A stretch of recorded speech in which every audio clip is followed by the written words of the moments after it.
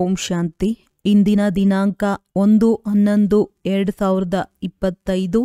ಪ್ರಾರ್ಥ ಮುರುಳಿ. ಬಾಪ್ ದಾದಾ ಮಧುಬನ. ಮಧುರ ಮಕ್ಕಳೇ, ನೀವು ಈ ಆತ್ಮಿಕ ವಿಶ್ವವಿದ್ಯಾಲಯದ ವಿದ್ಯಾರ್ಥಿಗಳಾಗಿದ್ದೀರಿ. ಇಡೀ ವಿಶ್ವಕ್ಕೆ ತಂದೆಯ ಸಂದೇಶ ಕೊಡುವುದು ನಿಮ್ಮ ಕರ್ತವ್ಯವಾಗಿದೆ.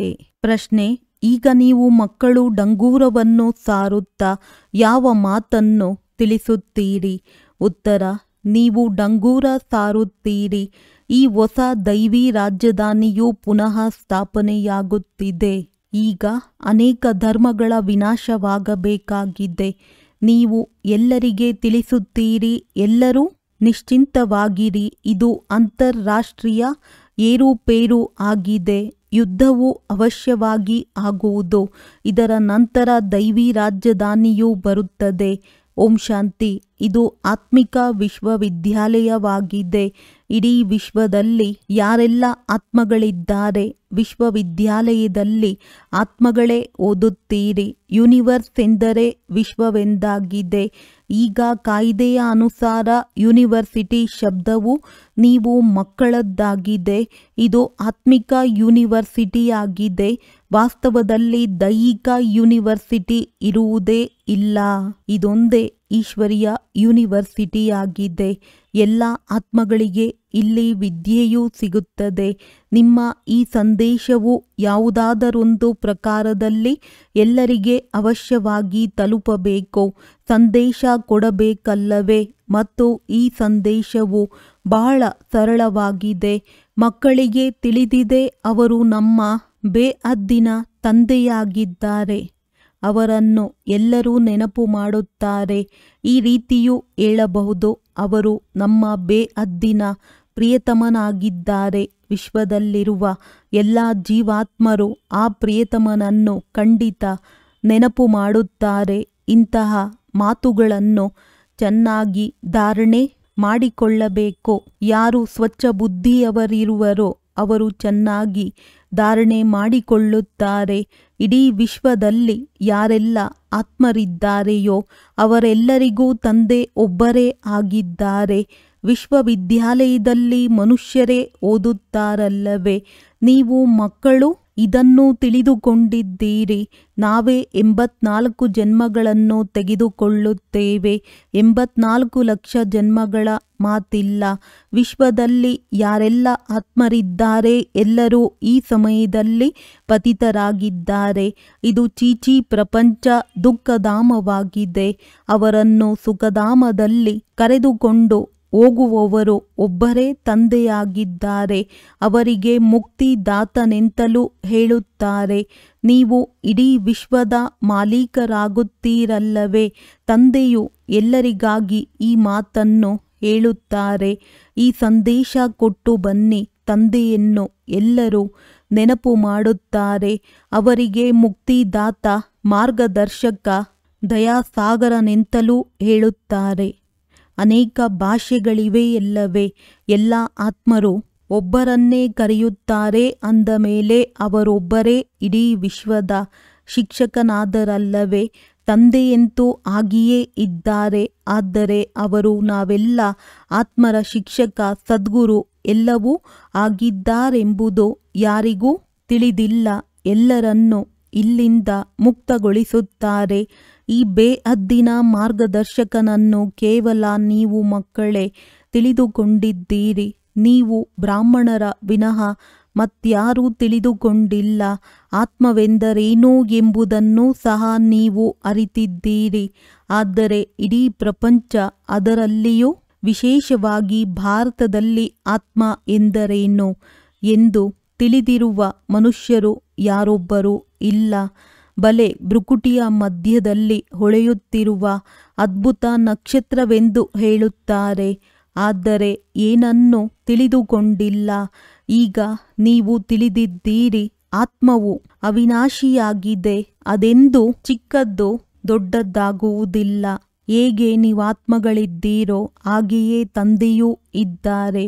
ಅವರು ದೊಡ್ಡ ಗಾತ್ರದಲ್ಲಾಗಲಿ ಅಥವಾ ಚಿಕ್ಕ ಗಾತ್ರದಲ್ಲಾಗಲಿ ಇಲ್ಲ, ಅವರೂ ಸಹ ಆತ್ಮನೇ ಆಗಿದ್ದಾರೆ. ಆದರೆ ಪರಮ ಆತ್ಮ ಸುಪ್ರೀಂ ಆಗಿದ್ದಾರೆ.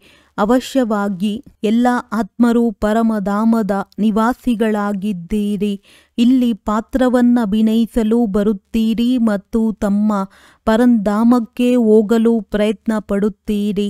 ಪರಮಪಿತ ಪರಮಾತ್ಮನನ್ನು ಎಲ್ಲರೂ ನೆನಪು ಮಾಡುತ್ತಾರೆ, ಏಕೆಂದರೆ ಆತ್ಮನನ್ನು ಪರಮಪಿತನೇ ಮುಕ್ತಿಯಲ್ಲಿ ಕಳುಹಿಸಿದ್ದರು. ಆದ್ದರಿಂದ ಅವರನ್ನೇ ನೆನಪು ಮಾಡುತ್ತಾರೆ. ಆತ್ಮನೇ ತಮೋಪ್ರಧಾನವಾಗಿದೆ.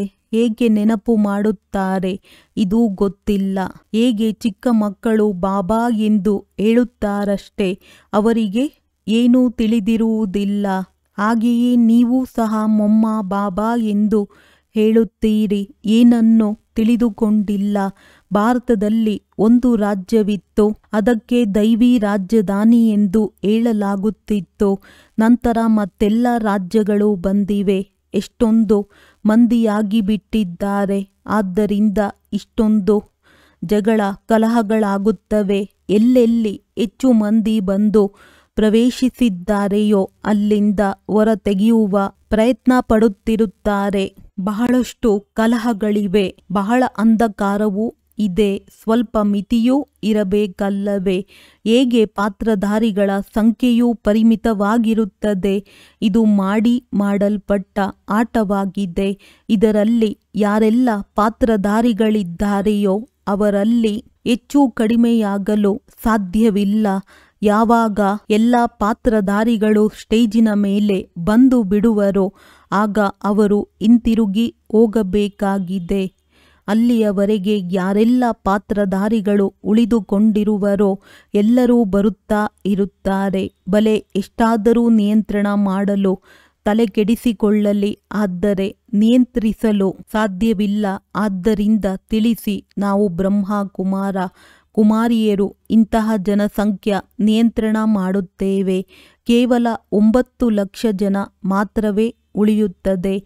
ನಂತರ ಇಡೀ ಜನಸಂಖ್ಯೆಯೇ ಕಡಿಮೆಯಾಗಿ ಬಿಡುತ್ತದೆ. ನಾವು ತಮಗೆ ಸತ್ಯವನ್ನು ತಿಳಿಸುತ್ತೇವೆ. ಈಗ ಸ್ಥಾಪನೆ ಮಾಡುತ್ತಿದ್ದೇವೆ ಹೊಸ ಪ್ರಪಂಚ. ಹೊಸ ವೃಕ್ಷವು ಅವಶ್ಯವಾಗಿ ಚಿಕ್ಕದಾಗಿಯೇ ಇರುವುದು. ಇಲ್ಲಂತೂ ಇದನ್ನು ನಿಯಂತ್ರಣಗೊಳಿಸಲು ಸಾಧ್ಯವಿಲ್ಲ, ಏಕೆಂದರೆ ತಮೋಪ್ರಧಾನತೆಯು ಹೆಚ್ಚುತ್ತಾ ಹೋಗುತ್ತಿದೆ, ವೃದ್ಧಿಯಾಗುತ್ತಾ ಹೋಗುತ್ತಿದೆ. ಯಾರೆಲ್ಲ ಪಾತ್ರಧಾರಿಗಳಿದ್ದಾರೆಯೋ ಎಲ್ಲರೂ ಇಲ್ಲಿಯೇ ಬಂದು ಶರೀರ ಧಾರಣೆ ಮಾಡಿಕೊಳ್ಳುತ್ತಾರೆ. ಈ ಮಾತುಗಳನ್ನು ಯಾರೂ ತಿಳಿದುಕೊಂಡಿಲ್ಲ. ಸೂಕ್ಷ್ಮ ಬುದ್ಧಿಯವರು ತಿಳಿದುಕೊಳ್ಳುತ್ತಾರೆ. ರಾಜಧಾನಿಯಲ್ಲಿ ಎಲ್ಲ ಪ್ರಕಾರದ ಪಾತ್ರಧಾರಿಗಳಿರುತ್ತಾರೆ. ಸತ್ಯಯುಗದಲ್ಲಿ ಯಾವ ರಾಜಧಾನಿ ಇತ್ತೋ ಅದು ಈಗ ಸ್ಥಾಪನೆಯಾಗುತ್ತಿದೆ. ಎಲ್ಲರೂ ವರ್ಗಾಯಿತರಾಗುವಿರಿ. ನೀವೀಗ ತಮೋಪ್ರಧಾನರಿಂದ ಸತೋಪ್ರಧಾನ ತರಗತಿಗೆ ವರ್ಗಾಯಿತರಾಗುತ್ತೀರಿ. ಹಳೆಯ ಪ್ರಪಂಚದಿಂದ ಹೊಸ ಪ್ರಪಂಚಕ್ಕೆ ಹೋಗುತ್ತೀರಿ. ನಿಮ್ಮ ವಿದ್ಯೆಯು ಈ ಪ್ರಪಂಚಕ್ಕಾಗಿ ಅಲ್ಲ ಅಂದಾಗ ಈ ರೀತಿಯ ವಿಶ್ವವಿದ್ಯಾಲಯವು ಮತ್ಯಾವುದೂ ಇರಲು ಸಾಧ್ಯವಿಲ್ಲ. ಪರಮಾತ್ಮನೇ ತಿಳಿಸುತ್ತಾರೆ, ನಾನು ನಿಮಗೆ ಅಮರ ಲೋಕಕ್ಕಾಗಿ ಓದಿಸುತ್ತೇನೆ. ಈ ಮೃತ್ಯು ಲೋಕವು ಸಮಾಪ್ತಿಯಾಗಬೇಕಾಗಿದೆ. ಸತ್ಯಯುಗದಲ್ಲಿ ಈ ಲಕ್ಷ್ಮೀನಾರಾಯಣರ ರಾಜಧಾನಿ ಇತ್ತು. ಇದು ಹೇಗೆ ಸ್ಥಾಪನೆಯಾಯಿತು ಎಂದು ಯಾರಿಗೂ ತಿಳಿದಿಲ್ಲ. ತಂದೆಯು ಯಾವಾಗಲೂ ಹೇಳುತ್ತಾರೆ, ಎಲ್ಲಿಯೇ ನೀವು ಭಾಷಣ ಮಾಡುತ್ತೀರೆಂದರೆ ಈ ಲಕ್ಷ್ಮೀನಾರಾಯಣರ ಚಿತ್ರವನ್ನು ಅವಶ್ಯವಾಗಿ ಇಟ್ಟುಕೊಳ್ಳಿ. ಇದರಲ್ಲಿ ದಿನಾಂಕವು ಅವಶ್ಯವಾಗಿ ಬರೆಯಲ್ಪಟ್ಟಿರಲಿ. ನೀವು ಇದನ್ನು ತಿಳಿಸಿ. ಹೊಸ ವಿಶ್ವದ ಆರಂಭದಿಂದ 1250 ವರ್ಷಗಳವರೆಗೆ ಈ ವಂಶಾವಳಿಯ ರಾಜ್ಯವಿತ್ತು. ಹೇಗೆ ಕ್ರಿಶ್ಚಿಯನ್ನರ ರಾಜ್ಯವಿತ್ತೆಂದು ಹೇಳುತ್ತಾರಲ್ಲವೇ? ಒಬ್ಬರು ಇನ್ನೊಬ್ಬರ ಹಿಂದೆ ಬರತೊಡಗುತ್ತಾರೆ. ಅಂದಾಗ ಈ ದೇವತಾ ಧರ್ಮವಿದ್ದಾಗ ಮತ್ಯಾರೂ ಇರಲಿಲ್ಲ. ಈಗ ಮತ್ತೆ ಆ ಧರ್ಮವು ಸ್ಥಾಪನೆಯಾಗುತ್ತಿದೆ. ಉಳಿದೆಲ್ಲದರ ವಿನಾಶವಾಗಬೇಕಾಗಿದೆ. ಯುದ್ಧವು ಸನ್ಮುಖದಲ್ಲಿ ನಿಂತಿದೆ. ಭಾಗವತ ಇತ್ಯಾದಿಗಳಲ್ಲಿ ಇದರ ಮೇಲೆ ಒಂದು ಕಥೆಯನ್ನು ಬರೆದಿದ್ದಾರೆ. ಬಾಲ್ಯದಲ್ಲಿ ಈ ಕತೆಗಳನ್ನು ಕೇಳುತ್ತಿದ್ದೆವು. ನೀವೀಗ ತಿಳಿದುಕೊಂಡಿದ್ದೀರಿ.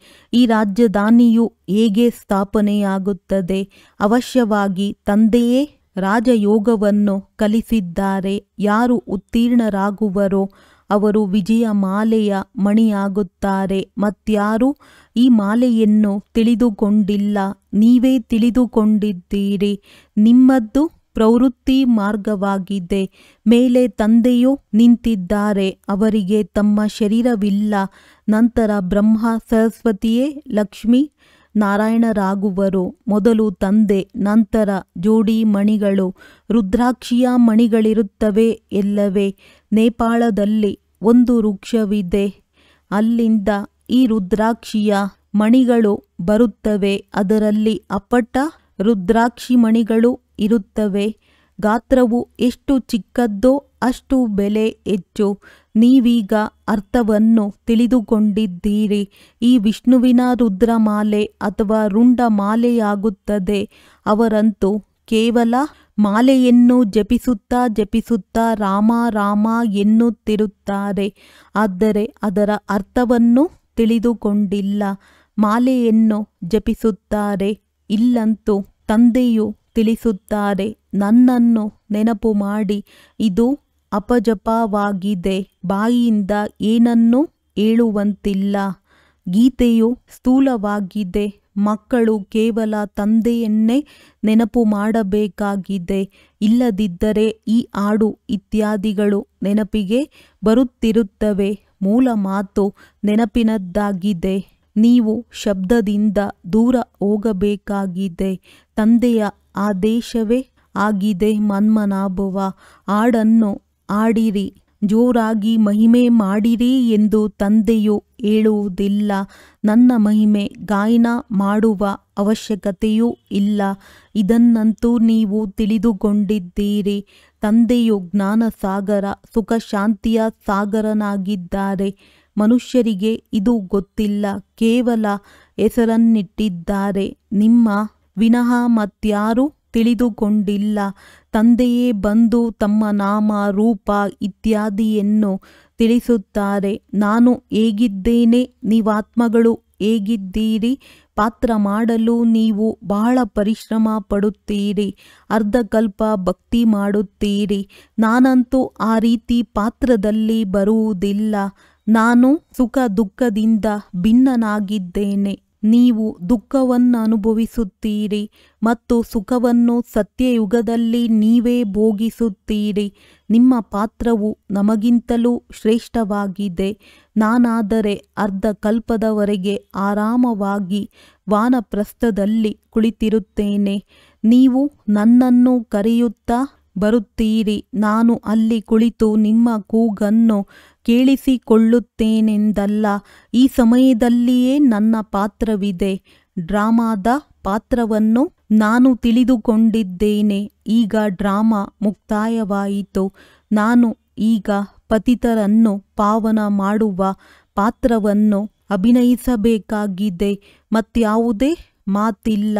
ಪರಮಾತ್ಮನು ಸರ್ವಶಕ್ತಿವಂತ ಅಂತರ್ಯಾಮಿಯಾಗಿದ್ದಾರೆಂದು ಮನುಷ್ಯರು ತಿಳಿಯುತ್ತಾರೆ. ಅಂತರ್ಯಾಮಿ ಎಂದರೆ ಎಲ್ಲರ ಹೃದಯವನ್ನು ಹೊಕ್ಕು ಅವರಲ್ಲಿ ಏನೇನು ನಡೆಯುತ್ತದೆ ಎಂಬುದನ್ನು ನೋಡುವವರೆಂದರ್ಥ.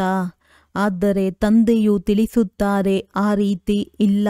ಯಾವಾಗ ನೀವು ಸಂಪೂರ್ಣ ತಮೋಪ್ರಧಾನರಾಗಿ ಬಿಡುತ್ತೀರೋ ಆಗ ನಾನು ಸರಿಯಾದ ಸಮಯದಲ್ಲಿ ಬರಬೇಕಾಗುತ್ತದೆ.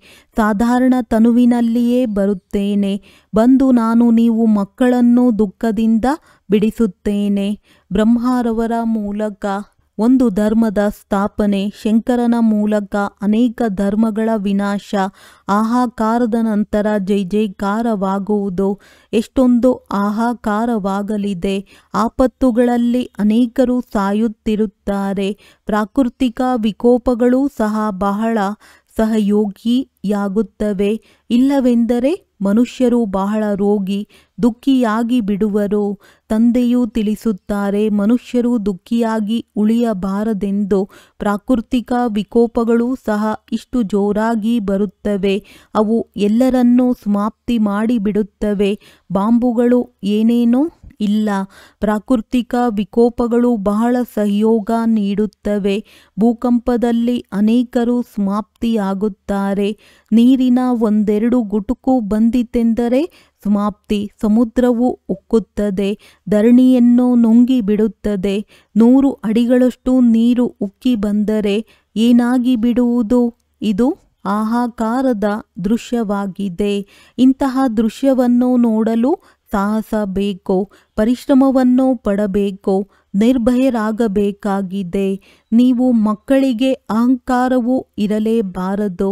ಆತ್ಮ ಅಭಿಮಾನಿಯಾಗಿರುವವರು ಬಹಳ ಮಧುರರಾಗಿರುತ್ತಾರೆ.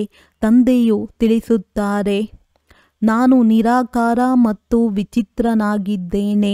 ಇಲ್ಲಿಗೆ ಸೇವೆ ಮಾಡಲು ಬರುತ್ತೇನೆ. ನನ್ನ ಮಹಿಮೆ ನೋಡಿ ಎಷ್ಟೊಂದು ಮಾಡುತ್ತಾರೆ. ಜ್ಞಾನಸಾಗರ ಏ ತಂದೆಯೇ ಎಂದು ಹೇಳುತ್ತಾರೆ ಮತ್ತು ಪತಿತ ಪ್ರಪಂಚದಲ್ಲಿ ಬನ್ನಿ ಎನ್ನುತ್ತಾರೆ.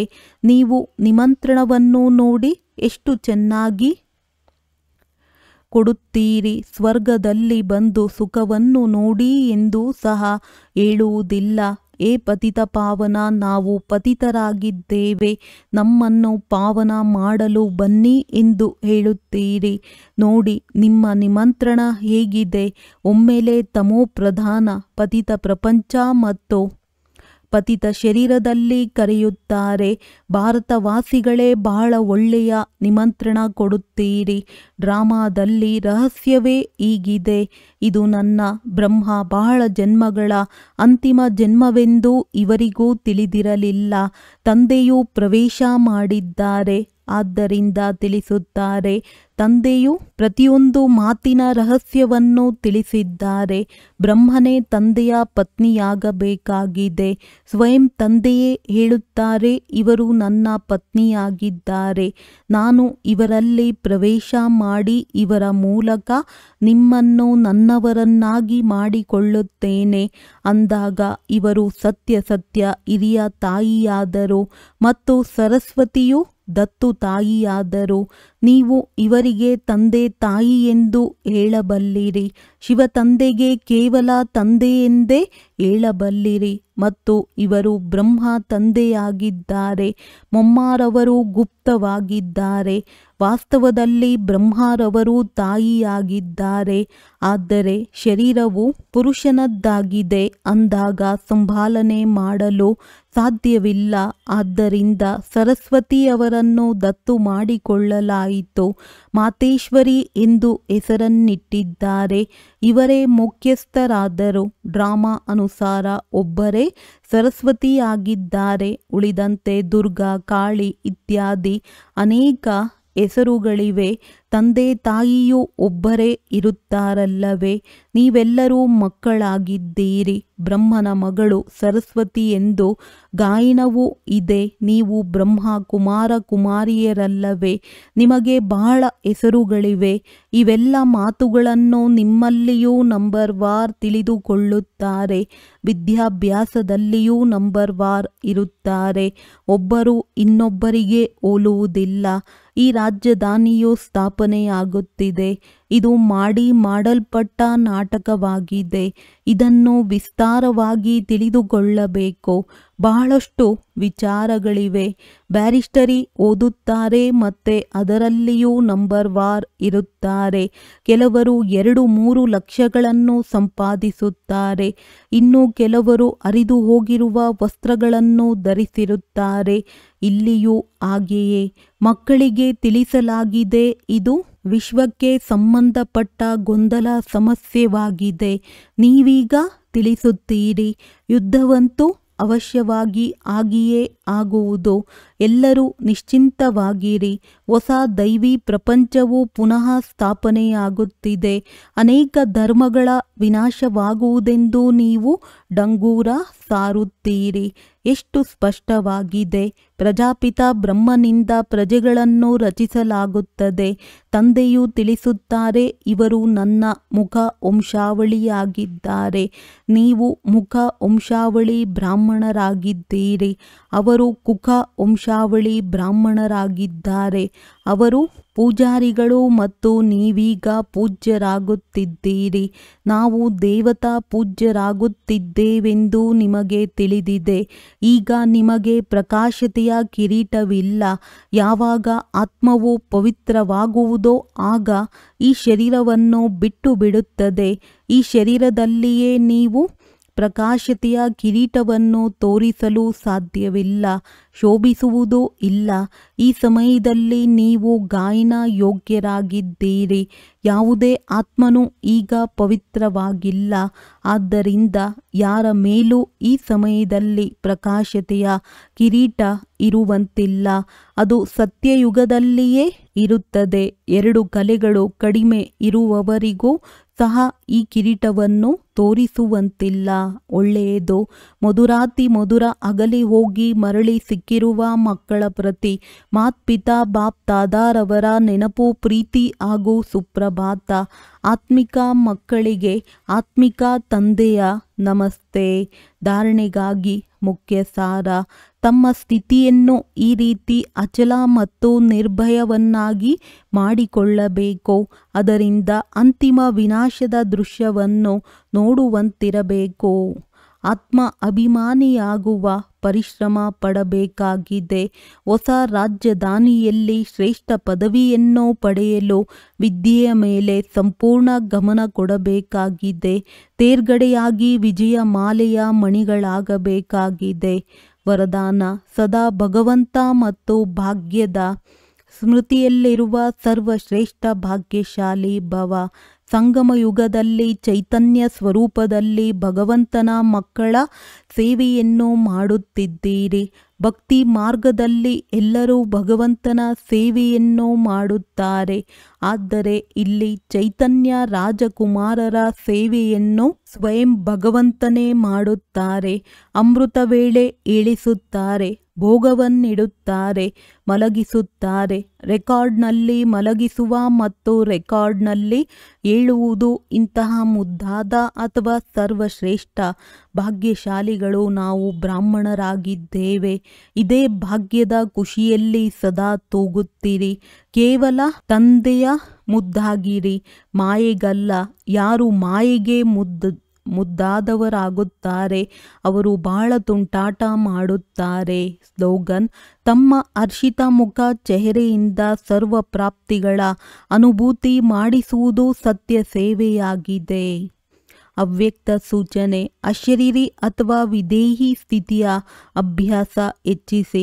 ಅಶರೀರಿ ಆಗುವುದರ ಅರ್ಥ ಶಬ್ದದಿಂದ ದೂರ ಆಗುವುದು. ಶರೀರವಿದ್ದರೆ ಶಬ್ದವಿದೆ. ಶರೀರದಿಂದ ದೂರವಾದರೆ ಶಾಂತಿ. 1 ಸೆಕೆಂಡಿನಲ್ಲಿ ಸರ್ವೀಸ್ನ ಸಂಕಲ್ಪದಲ್ಲಿ ಬಂದಿರಿ ಮತ್ತು 1 ಸೆಕೆಂಡಿನಲ್ಲಿ ಸಂಕಲ್ಪದಿಂದ ದೂರದ ಸ್ವರೂಪದಲ್ಲಿ ಸ್ಥಿತರಾಗಿಬಿಡಿ. ಕಾರ್ಯಪ್ರತಿ ಶಾರೀರಿಕ ಬಾನದಲ್ಲಿ ಬರುವುದು. ನಂತರ ಸೆಕೆಂಡಿನಲ್ಲಿ ಅಶರೀರಿಯಾಗಲಿ. ಯಾವಾಗ ಈ ಡ್ರಿಲ್ ಪಕ್ಕಾ ಆಗುವುದು ಆಗ ಎಲ್ಲ ಪರಿಸ್ಥಿತಿಗಳನ್ನು ಎದುರಿಸಬಹುದು. ಒಳ್ಳೆಯದು. ಓಂ ಶಾಂತಿ.